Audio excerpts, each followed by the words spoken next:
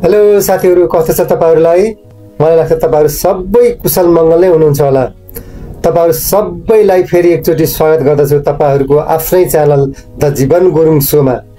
जानकारीमूलक भिडियो पस्ने क्रममा म तपाईहरुलाई आज यस्तो देशको बारेमा जानकारी दिनेछु जुन देशमा संसारको सबैभन्दा ठूलो ताजा खानेपानीको स्रोत भएको देश हो, जुन देश विश्वको सबैभन्दा लामो राष्ट्रिय राजमार्ग भएको देश हो, जुन देशमा छ विश्वको सबैभन्दा डरलाग्दा खतरनाक जंगली जनावरहरू, जुन देशको जंगल विश्वको सबैभन्दा ठूलो छ, जुन देशमा विश्वको सबैभन्दा धेरै तालहरू छ। हो, तपाईहरुले अनुमान लगाइसक्नुभयो आज म जुन देशको बारेमा जानकारी दिन गइरहेको छु त्यो देश हो विशाल र समृद्ध देश क्यानाडा। आज म तपाईहरुलाई लैजानेछु क्यानाडाको यात्रामा। भिडियोलाई अन्तिमसम्म हेरेर साथ दिनुहोला र भिडियोमा पहिलोचोटि जोडिदै हुनुहुन्छ भने च्यानललाई सब्स्क्राइब गर्न चाहिँ कन्जुसाइ नगरिदिनु होला। आज हामी संसारको एउटा विशाल सुन्दर र विकसित देश क्यानाडाको बारेमा गहिरिएर बुझ्ने छौं। क्यानाडा किन संसारभरिका मानिसहरूको पहिलो रोजाइ बन्दैछ, यहाँको जीवन, शिक्षा, जागिर, सहरहरू, मौसम, इतिहासदेखि रोचक तथ्यहरूसम्म सबै कुरा आजको भिडियोमा समेट्ने प्रयास गरेको छु। भिडियोलाई अन्तिमसम्म हेरेर साथ दिनुहोला। क्यानाडा उत्तर अमेरिका अवस्थित एक विशाल देश हो। क्षेत्रफलको हिसाबले संसारको दोस्रो सबैभन्दा ठूलो देश हो। यो देशको क्षेत्रफल 49,84,670 वर्ग किलोमिटरमा फैलिएको विशाल देश हो। यो देशको सिमाना दक्षिणमा अमेरिकासँग सीमा साझा गरेको छ, जसको लम्बाइ 8,890 किलोमिटर रहेको छ र यो सीमा कुनै पनि देशको सबैभन्दा लामो अन्तर्राष्ट्रिय भूमि सीमा हो र पूर्व, पश्चिम र उत्तर तीनैतर्फ विशाल समुद्रले घेरेको छ। यो देशको जनसङ्ख्या 4 करोडको हाराहारीमा छ र यो देशको क्यापिटल सिटी अटावा हो। यो देश अति नै शिक्षित देश हो। यहाँको साक्षरता दर 100% नै छ। यहाँको आधिकारिक भाषा इंग्लिश र फ्रेन्च हो। यहाँ कुनै पनि आधिकारिक धर्म छैन र बहुसंख्यक मानिसहरू ईसाई धर्ममा विश्वास राख्दछन्। त्यसपछि इस्लाम, हिन्दू, बौद्ध, सिख, यहुदी आदि धर्म मान्नेहरूको जमात पनि ठूलै छ र कुनै पनि धर्ममा आस्था नराख्नेहरूको संख्या पनि धेरै छ। यहाँको मुद्रालाई क्यानेडियन डलर भनिन्छ, जुन आजको विनिमय दर अनुसार 1 क्यानेडियन डलर बराबर 101.52 नेपाली रुपियाँ हुन आउँछ। यो देशको इतिहास हेर्दा यहाँको पुरानो बासिन्दा इन्डिजेनस पिपल्स थिए। पछि 16औं शताब्दीमा फ्रेन्च र ब्रिटिस आएर यहाँ बस्न थाले र 1867 मा क्यानाडा एक देश बनेको हो। आज क्यानाडा एक लोकतान्त्रिक, बहुसांस्कृतिक, समृद्ध र अत्यन्त सुरक्षित देश मानिन्छ। यो देश हाल संवैधानिक राजतन्त्र भएको देश हो। यहाँको सरकार प्रमुखमा प्राइम मिनिस्टर हो। यो देशमा संघीय संरचनामा 10 प्रान्त र 3 क्षेत्रहरू छ। यो देशको प्रमुख सहरहरूमा टोरन्टो, भ्यान्कुभर, मोन्ट्रियल, क्यालगरी र अटावा आदि पर्दछन्। यो देशमा विश्वको सबैभन्दा लामो राष्ट्रिय राजमार्ग छ, जसको कुल लम्बाइ 38,097 किलोमिटर रहेको छ। यो देशमा विश्वको सबैभन्दा धेरै ताजा पानीको स्रोत भएको देश हो। यहाँ साना ठुला गरेर करिब 2 मिलियन भन्दा धेरै तालहरू छन्। यो देशले सबैभन्दा पहिला हिउँमा चल्ने वाहन बनाएको थियो। यो देशमा यस्तो होटल पनि छ जुन होटल हिउँ र बरफबाट बनाइन्छ। हरेक जाडोमा पुनर्निर्माण हुन्छ। यहाँ होटलको भित्ता, ओछ्यान, फर्निचर, बार, आइस चेपल आदि सबै कुरा बरफ र हिउँबाट बनेको हुन्छ। साथै बाहिरी भागमा हिउँ, स्लाइड आइस बार, आइस चेपल, हट टब्स जस्ता सुविधाहरू पनि उपलब्ध छ। यो देश संसारको सबैभन्दा ठूलो जंगल भएको देश पनि हो र यहाँ संसारको सबैभन्दा खतरनाक जंगली जनावरहरू पनि छन्।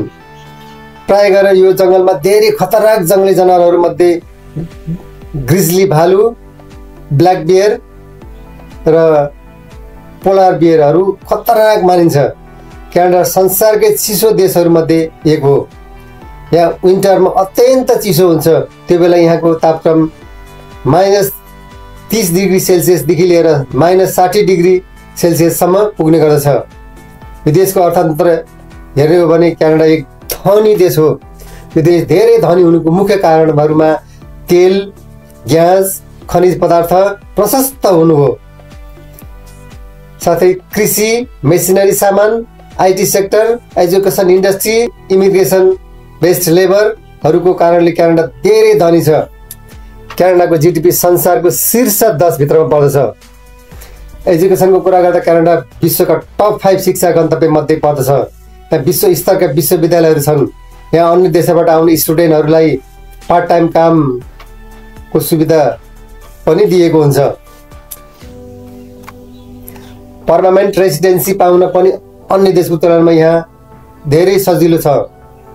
यहाँको मुख्य विश्वविद्यालयहरूमा university of Toronto, university of British Columbia, McGill university, university of Alberta आदि पर्दछन्।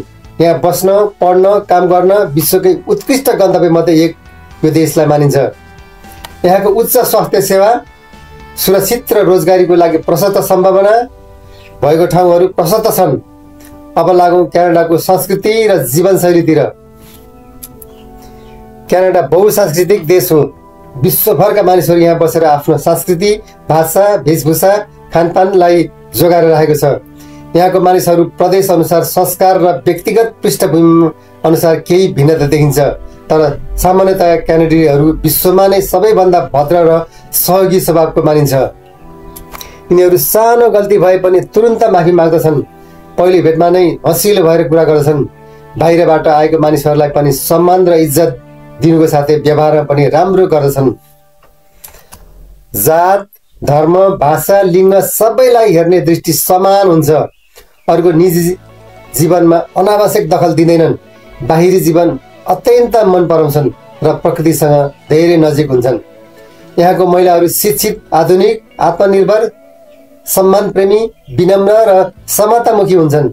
बाहिरी मानिससँग छिट्टै घुलमिल हुन चाहँदैनन्। चाँडै कसैलाई आफ्नो निजी जीवनमा ल्याउँदैनन्। हतारमा भित्रिने मानिसहरूलाई प्राय त्यति मन पराउँदैनन्। भरोसा र विश्वास भयो भने मात्रै नजिक हुन्छन्। अब लागौँ यहाँको खानेकुरा कस्तो छ त। यहाँ धेरै देशबाट आएर आफ्नो मूल वासस्थान बनाएर बस्ने मानिसहरूको जमात ठुलो छ। त्यही भएर यहाँको संस्कृति, चाडपर्वको साथै खानेकुरा पनि आफ्नै मूल थलो अनुसार हुने गर्दछ। तर पनि यहाँ बढी मन परेको खानेकुराहरूमा maple syrup, poutine, butter tart, Nanaimo bar आदि पर्दछन्। यो बाहेक ठुलो देश भएकोले प्रदेश र स्थान अनुसार अरू फरक स्वाद भएको फुडहरू पनि पाइन्छ।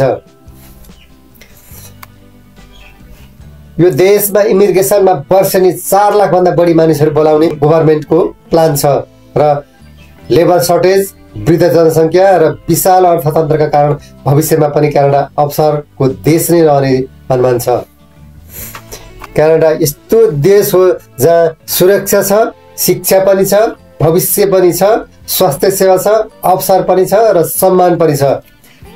यदि तपाईँ विदेश पढ्न, बस्न, काम गर्न वा उज्जवल भविष्य खोज्दै हुनुहुन्छ भने क्यानाडा तपाईँहरूको उत्कृष्ट रोजाइ बन्न सक्छ। साथीहरू, कस्तो लाग्यो आजको भिडियो कमेन्ट गर्नु चाहिँ नभुल्नुहोला।